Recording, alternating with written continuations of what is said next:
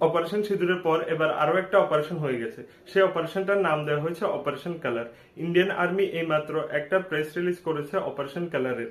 রাষ্ট্রীয় রাইফেলসের একটা ইউনিট কাশ্মীরের সোফিয়ান এলাকায় একটা গ্রাউন্ড অপারেশন চালিয়েছিল। সেই অপারেশনে আতঙ্কবাদী আর রাষ্ট্রীয় রাইফেলসের মধ্যে ভারী গুলিবর্ষণ হয়। সেই গুলিবর্ষণে 3 জন আতঙ্কবাদী, লস্করের আতঙ্কবাদী মারা গেছে। আর যেই জায়গায় এই গুলিবর্ষণটা হয়েছিল সেটার জায়গাটার নাম হলো কেলার। সেই জন্য এই অপারেশনটার নাম হয়েছে অপারেশন কেলার। আর এই অপারেশন থেকে এটা স্পষ্ট ভারত জানিয়ে দিল যে ভারত সিজ ফায়ার করেছে। সিজ ফায়ারের মানে এটা নয় যে ভারত আতঙ্কবাদের বিরুদ্ধে লড়াই করা বন্ধ করে দেবে। আর ভারত আতঙ্কবাদের বিরুদ্ধে লড়াই করা বন্ধ করবে না।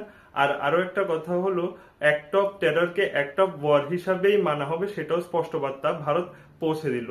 আর এরকম নিউজ শোনার জন্য বা পাওয়ার জন্য আমার চ্যানেলকে লাইক, শেয়ার ও সাবস্ক্রাইব করবেন। নমস্কার।